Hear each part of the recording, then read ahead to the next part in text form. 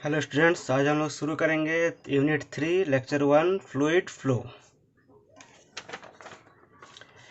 तो fluid mechanics का जब हम लोग स्टडी करते हैं तो सबसे पहले आता है हाइड्रोस्टैटिक, जो हम लोग पिछले क्लास में पढ़ चुके हैं। यानी फ्लूइड जब रेस्ट में होता है, यानी कि हम लोग जब फ्लूइड मोशन में होता है उसको कंसिडर नहीं करते हैं, ना ही उसमें हम लोग फोर्स का एनालिसिस करते हैं। तो सबसे पहले हम लोग स्टडी करते हैं हाइड्रोस्टैटिक, जिसमें हम लोग pressure, total pressure, buoyancy, flotation, ये सब सारी चीज़ें हम लोग देख चुके हैं। नेक्स्ट आता है हाइड्रोकाइनेटिक्स, यानी इसमें हम लोग मोशन को तो कंसिडर करेंगे, लेकिन जो फोर्स का चलते मोशन हो रहा है उस फोर्स को हम लोग इग्नोर करेंगे। यानी सबसे पहले हम लोग सिर्फ यानी वेलोसिटी, एक्सेलरेशन, इन सब चीज़ों का हम लोग डिस्कस करेंगे, लेकिन जो force F is equals to mass into acceleration, इस फोर्स को हम लोग कंसिडर नहीं करेंगे। लास्ट ले आता है हाइड्रोडायनामिक्स। डायनामिक्स यानी विथ फोर्स, यानी हम लोग मोशन को तो कंसिडर करेंगे ही करेंगे, हम लोग फोर्स को भी कंसिडर करेंगे। अब जब हम लोग कोई भी चीज़ का स्टडी करते हैं, खासकर फ्लूइड मैकेनिक्स का जब भी स्टडी करते हैं, तो इसका दो अप्रोच आता है। सबसे पहला आता है लैग्रेंजियन मेथड और दूसरा आता है Eulerian method. Lagrangian method of approach में क्या है कि हम लोग सपोज ये कोई पाइप में फ्लूइड फ्लो हो रहा है, तो लैग्रेंजियन मेथड में हम लोग हर एक फ्लूइड पार्टिकल को कंसिडर करेंगे और इसका पूरा मोशन में एनालिसिस करेंगे कि इसका प्रेशर में क्या चेंज हुआ, वेलोसिटी क्या से क्या हुआ, यानी हर एक पार्टिकुलर पॉइंट यानी पार्टिकुलर फ्लूइड पार्टिकल को हम लोग कंसिडर करेंगे। सेकंड, यूलरियन मेथड में हम लोग क्या करते हैं, कोई एक सेक्शन ले लेते हैं, सपोज ये सेक्शन 1 और इस सेक्शन पे जो प्रेशर का वैल्यू है, डिफरेंट डिफरेंट जो फ्लूइड प्रॉपर्टीज़ का वैल्यू है, उसको हम लोग स्टडी करते हैं। ये हो गया यूलरियन मेथड। नेक्स्ट हम लोग जब फ्लो का बात करेंगे तो सबसे पहले आता है types of flow. Types of flow में सबसे पहला है steady and unsteady flow. Steady flow and unsteady flow. Steady flow यानी कि अगर हम लोग टाइम के साथ फ्लूइड प्रॉपर्टीज़ का बात करेंगे, सपोज ये सेक्शन 1 है, ये सेक्शन 2 है। 1 पे प्रेशर का वैल्यू P1 है, वॉल्यूम का वैल्यू V1 है, डेंसिटी ρ1 है सपोज, और सेक्शन 2 पे P2, V2, ρ2। अगर हम लोग सपोज एक 10:10 में हम लोग स्टडी किए, ये वैल्यू आया। सपोज कुछ टाइम बाद हम लोग 10:30 बजे सेम सेक्शन 1, 1, 2 पे स्टडी किए, अगर सेम वैल्यू आया, P1 का वैल्यू जितना था उतना ही हुआ, V1 जितना था उतना ही हुआ, यानी सेक्शन 1 सेक्शन 2 पे वैल्यू सेम आया, तो हम लोग बोलेंगे कि वो फ्लो क्या है, स्टेडी फ्लो है। यानी प्रेशर, वॉल्यूम, डेंसिटी जो फ्लूइड प्रॉपर्टीज है, ये टाइम के साथ चेंज नहीं हो रहा है, यानी टाइम के साथ कांस्टेंट है, तो इसको हम लोग बोलेंगे स्टेडी फ्लो। अनस्टेडी फ्लो यानी जो प्रेशर, वॉल्यूम, डेंसिटी चेंज होगा। सपोज 10:10 में प्रेशर का वैल्यू P1 था, अब 10:30 बजे पहुंच गए तो प्रेशर का वैल्यू P1 से सम अमाउंट बढ़ गया, सपोज 2 बढ़ गया या 2 घट गया, यानी P1 नहीं रहा, कांस्टेंट नहीं रहा, तो हम लोग इसको बोलेंगे अनस्टेडी फ्लो। नेक्स्ट आते हैं uniform and non uniform flow. अब सेम हम लोग इसी सेक्शन का बात करेंगे। अब हर एक पॉइंट पे अगर मान लीजिए कोई एक पार्टिकल है फ्लूइड का, यहाँ से फ्लो करके सेक्शन 1 से लेके सेक्शन 2 तक पहुंच गया। अब फ्लूइड का वेलोसिटी सेक्शन 1 पे सपोज था 10, सेक्शन 2 पे भी है 10, यानी फ्लूइड जो आगे फ्लो कर रहा है, फ्लूइड का जो वेलोसिटी है हर एक पॉइंट पे सेम है, चाहे सेक्शन 1 ले ले या 2 या कहीं भी हम लोग पूरा थ्रू आउट उसका जो पाथ है उसमें कहीं भी हम लोग ले लेंगे, तो जो वेलोसिटी का वैल्यू सेम आएगा, प्रेशर का वैल्यू सेम आएगा, डेंसिटी का वैल्यू सेम आएगा, यानी वो पोजीशन के साथ चेंज नहीं होगा, तो उसको हम लोग बोलेंगे uniform flow. Same non uniform यानी कि पोजीशन के साथ साथ चेंज हो जाएगा, तो उसको हम लोग बोलेंगे non uniform flow. Next, laminar and turbulent flow. Laminar flow यानी कि फ्लूइड पार्टिकल्स, हर एक पार्टिकल का एक डेफिनेट डायरेक्शन होगा, उसी डायरेक्शन में वो पार्टिकल फ्लो करेगा लेयर बाय लेयर, कुछ इस टाइप से। सपोज फ्लूइड इस डायरेक्शन में फ्लो कर रहा है, तो हर एक फ्लूइड का पार्टिकल एक डेफिनेट डायरेक्शन में फ्लो करेगा। टर्बुलेंट फ्लो में क्या हो जाता है कि फ्लो कोई एक ही डायरेक्शन में नहीं होता है। हो सकता है कि एक फ्लूइड इस साइड जा रहा हो, दूसरा फ्लूइड ऑपोजिट में आ रहा है, नीचे जा रहा है, ऊपर जा रहा है, यानी डायरेक्शन को हम लोग फिक्स नहीं कर सकते हैं। हर एक पर्टिकुलर फ्लूइड पार्टिकल का डायरेक्शन अलग अलग होते जाता है, इसको हम लोग बोलेंगे turbulent flow. Next, rotational and irrotational flow.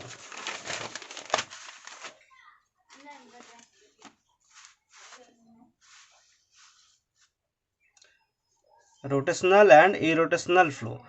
Rotational जैसे नाम से समझ में आ रहा है, यानी फ्लूइड पार्टिकल रोटेट करते हुए आगे बढ़ेगा।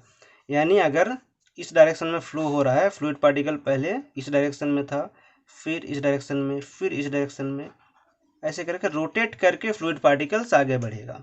और इरोटेशनल में फ्लूइड पार्टिकल रोटेट नहीं करेगा, जो उसका डायरेक्शन है उसी डायरेक्शन में फ्लो हो रहा है। इसमें देखिए फ्लूइड का फ्लो डायरेक्शन वही है, लेकिन रोटेट कर करके फ्लो हो रहा है, और इस कंडीशन में डायरेक्शन भी वही है और इसमें रोटेशन भी नहीं हो रहा है, इसको लोग बोलेंगे इरोटेशनल फ्लो। नेक्स्ट आते हैं कंप्रेसिबल एंड इनकम्प्रेसिबल फ्लो। अगर फ्लूइड का density through out the path same है, सपोज 1 ये है 2 ये पाइप का कोई भी सेक्शन लिए हैं, इसमें फ्लूइड 1 से 2 पास कर रहा है। इस पॉइंट पे डेंसिटी रो है, इस पॉइंट पे डेंसिटी रो1 रो2। सपोज अगर रो1 इज इक्वल टू रो2, यानी density at point 1 is equal to density at point 2, तो उसको हम लोग बोलेंगे इनकम्प्रेसिबल फ्लो, यानी फ्लूइड जो है कंप्रेस नहीं हुआ, डेंसिटी थ्रू आउट सेम है। लेकिन अगर डेंसिटी सेम नहीं हुआ, यानी यहाँ पे रो1 का वैल्यू और रो2 का वैल्यू सेम नहीं होगा, तो उसको हम लोग बोलेंगे कंप्रेसिबल फ्लो। यानी हो सकता है कि डेंसिटी का वैल्यू बढ़ सकता है या घट सकता है, यानी फ्लूइड जो है वो कंप्रेस कर सकते हैं, इसलिए इसको हम लोग बोलेंगे कंप्रेसिबल फ्लो। और अगर डेंसिटी सेम हो गया, इसको हम लोग बोलेंगे incompressible flow.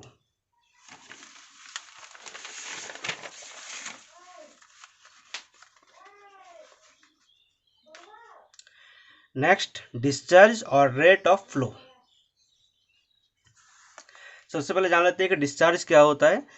The quantity of fluid flowing per second through a section of a pipe is called discharge और रेट ऑफ फ्लो। अगर कोई पाइप से एक सेकेंड में कितना अमाउंट ऑफ फ्लूइड पास हो रहा है, उसको हम लोग बोलेंगे डिस्चार्ज। यानी हो सकता है कि एक सेकंड में 10 लीटर फ्लूइड एग्जिट हो रहा है, तो उसको हम लोग बोलेंगे, इसका रेट ऑफ फ्लो क्या है, 10 लीटर पर सेकंड। इसको हम लोग क्यू से डिनोट करते हैं, Q equals to area multiplied by velocity, क्योंकि वेलोसिटी हम लोग मीटर पर सेकंड में लेते हैं और एरिया मीटर स्क्वायर, यानी यूनिट वेलोसिटी में कितना एरिया कवर हो रहा है। सपोज यहाँ से यहाँ वेलोसिटी मीटर पर सेकंड और इसका क्रॉस सेक्शन एरिया ए, तो डिस्चार्ज क्या हो जाएगा, area multiplied by velocity. Area हम लोग मीटर स्क्वायर में लेते हैं और वेलोसिटी मीटर पर सेकंड, इसलिए डिस्चार्ज का यूनिट क्या हो जाएगा, मीटर क्यूब पर सेकंड या फिर लीटर पर सेकंड। ये एक नोट पॉइंट है कि 1 metre cube per second is equal to 1000 litre per second. ये न्यूमेरिकल में ये कन्वर्जन जरूरी होता है। हो सकता है कि वैल्यू जो है लीटर पर सेकंड में दिया हुआ हो, हम लोग को मीटर क्यूब पर सेकंड में कन्वर्ट करना पड़े, तो इसको नोट कर लीजिएगा। नेक्स्ट आते हैं कंटिन्यूटी इक्वेशन।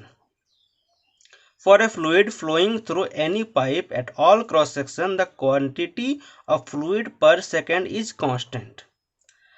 अगर सपोज ये एक पाइप है जिसका क्रॉस सेक्शन सेम नहीं है, थ्रू आउट सेम नहीं है, 1 पे क्रॉस सेक्शन कुछ और है, 2 पे क्रॉस सेक्शन कुछ और है, यानी area at 1 is less than area at 2। अब कंटिन्यूटी इक्वेशन क्या है, 1 पे जितना डिस्चार्ज होगा, क्योंकि फ्लूइड जितना इन कर रहा है उतना आउट होना चाहिए, यानी 1 पे जितना डिस्चार्ज होगा 2 पे भी उतना ही डिस्चार्ज होना चाहिए। ये है कंटिन्यूटी इक्वेशन। ये कुछ नहीं, law of conservation of energy मास, इसी का एक दूसरा रूप है। यानी Q1 is equals to Q2, 1 पे जितना डिस्चार्ज होगा Q1, 2 पे जितना डिस्चार्ज होगा Q2। अब सपोज हम लोग मान लेते हैं कि 1 पे वेलोसिटी है V1, डेंसिटी है ρ1 और एरिया है 1 का A1, सेम V2 ρ2 A2। अब Q1 इक्वल्स टू Q2, यानी कि ρ1 A1 V1 is equals to ρ2 A2 V2। अगर फ्लूइड कंप्रेसिबल है तो हम लोग रो 1 रो 2 अलग अलग लेंगे। अगर इनकम्प्रेसिबल होगा तो रो 1 इक्वल्स टू रो 2 हो जाएगा, कट जाएगा, यानी fluid rho 1 equals to rho 2। Incompressible flow में A1V1 is equals to A2V2। Next देखते हैं हम लोग एनर्जी किस किस फॉर्म में होता है जब फ्लूइड इन मोशन, यानी फ्लूइड जब मोशन में होता है तो उस पर क्या क्या एनर्जी उस पर अवेलेबल होता है। सबसे पहले मोशन का जहाँ बात आता है, सबसे पहला जो एनर्जी आता है वो है काइनेटिक एनर्जी, जो कि मोशन का चलते ही बॉडी में डेवलप होता है। तो काइनेटिक एनर्जी में जानते हैं क्या होता है, हाफ एम वी स्क्वायर, जहाँ पे एम है मास और वी है velocity, half M V square. अब मास को हम लोग डब्ल्यू बाई जी का फॉर्म में लिख सकते हैं, क्योंकि W equals to M G होता है, यानी कि यहाँ पे हम लोग लिख सकते हैं mass equals to W by G. W है यूनिट वेट, जिसका न्यूटन ऐसा यूनिट होता है न्यूटन, मास का केजी। तो एम को हम लोग डब्ल्यू बाई जी का फॉर्म में लिख सकते हैं, तो half into W by G multiplied by V square. तो इसको हम वी स्क्वायर बाई 2g लिख सकते हैं जब वेट 1 न्यूटन होगा, यानी 1 न्यूटन फ्लूइड के लिए काइनेटिक एनर्जी क्या हो जाएगा, V square upon 2g। Next है पोटेंशियल एनर्जी, जो कि हम लोग जानते हैं रो जी एच, हाइट का चलते होता है रो जी एच। अब रो मल्टीप्लाइड बाई जी ये होता है वेट डब्ल्यू एच। अब एच को अगर हम लोग जेड से रिप्लेस करेंगे, क्योंकि हम लोग इसमें एच नहीं लेंगे, हम लोग जेड मानेंगे, जो हाइट है उसको हम लोग जेड मानेंगे, कि फ्लूइड पार्टिकल कुछ एक हाइट पे होगा उसको हम लोग जेड मानेंगे ग्राउंड से, ठीक है, इसलिए हम लोग जेड मान लिए, एच को ही जेड रिप्लेस किए, दोनों सेम चीज़ है। थर्ड प्रेशर एनर्जी, उस पर फ्लूइड पे जो पहले से ही प्रेशर होगा उसका चलते उस पर एक एनर्जी होगा, जो प्रेशर क्या होता है रो जी एच। तो प्रेशर हाइट क्या हो जाएगा, H is equals to P upon rho G, pressure upon rho G. अब टोटल हेड क्या होगा, kinetic head plus potential head plus pressure head, यानी जेड, जेड है काइनेटिक एनर्जी, सॉरी जेड है potential energy head, plus pressure kinetic energy V square upon 2g plus pressure p upon rho G. कोई भी fluid चाहे कहीं भी हो उस पर ये तीनों एनर्जी अवेलेबल होता है, काइनेटिक एनर्जी, पोटेंशियल एनर्जी और नेक्स्ट प्रेशर एनर्जी। नेक्स्ट हम लोग आते हैं बर्नौलीज थ्योरम। बर्नौलीज थ्योरम क्या है, neglecting friction for a perfect incompressible liquid flowing in a continuous stream, the total energy of particle remains constant while the particle moves from one point to another।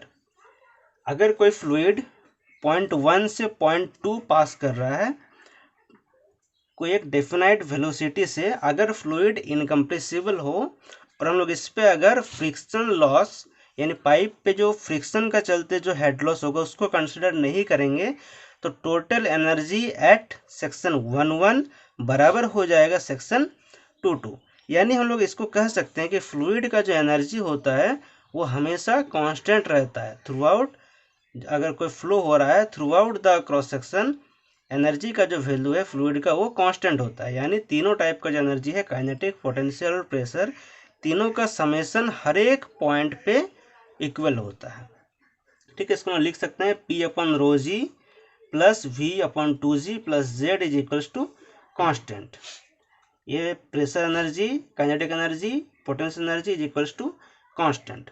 अगर हम लोग दो अलग अलग section का बात करेंगे, सेक्शन 1 और सेक्शन 2, तो हम लिख सकते हैं P1 upon rho G plus V1 square upon 2g plus Z1 is equals to P2 upon rho G plus V2 square upon 2g plus Z2। यहाँ पे Z1 जो है डेटम हाइट है वो सेक्शन 1 का, और Z2 है डेटम हाइट सेक्शन 2 का। P1 है प्रेशर एट पॉइंट 1, P2 है प्रेशर एट पॉइंट 2, V1 है वेलोसिटी एट पॉइंट 1 और V2 है वेलोसिटी एट पॉइंट 2। अगर फ्लूइड इनकम्प्रेसिबल है और रियल फ्लूइड है, इस केस में आइडियल, यानी कोई भी लॉसेज इस पर अवेलेबल नहीं है। अगर रियल फ्लूइड हो तो उस पर लॉसेस अवेलेबल होगा, यानी हम लोग को सेकंड 2 पे एक एक्स्ट्रा हम लोग HL ऐड किए हैं जो कि head loss due to friction है, यानी जो प्रेशर हेड 1 और ये प्रेशर हेड 2 ये दोनों इक्वल नहीं होगा, क्योंकि इस पर कुछ लॉसेस होगा, और दोनों का जो इसको माइनस करेंगे इसके साथ, जो बचेगा वो है हेड लॉस। यानी अगर ये प्रेशर हेड 1 सपोज 12 है और 2 अगर 10 है तो हेड लॉस कितना हो जाएगा, 12 - 10 यानी 2। ठीक है, ये HL क्या है, head loss due to friction. अब बर्नौलीज थ्योरम में कुछ कुछ एजम्पशंस है, वो क्या क्या है, हम लोग फ्लूइड को आइडियल माने। सेकंड एजम्पशन ये है फ्लूइड फ्लो जो हो रहा है वो स्टेडी और कंटिन्यूअस है। फ्लो जो है वो इनकम्प्रेसिबल भी है, इरोटेशनल भी है, और फ्लो सिर्फ एक ही डायरेक्शन में हो रहा है, यानी वन डायरेक्शनल फ्लो। यही कुछ कुछ लिमिटेशंस है बर्नौलीज थ्योरम का, क्योंकि हम लोग इस पे आइडियल केसेस के लिए यूज करते हैं। Thank you. नेक्स्ट क्लास में हम लोग डिस्कस करेंगे एप्लीकेशन ऑफ बर्नौलीज थ्योरम यानी वेंचुरीमीटर और एफिसमीटर और पिटेट ट्यूब के बारे में। Thank you.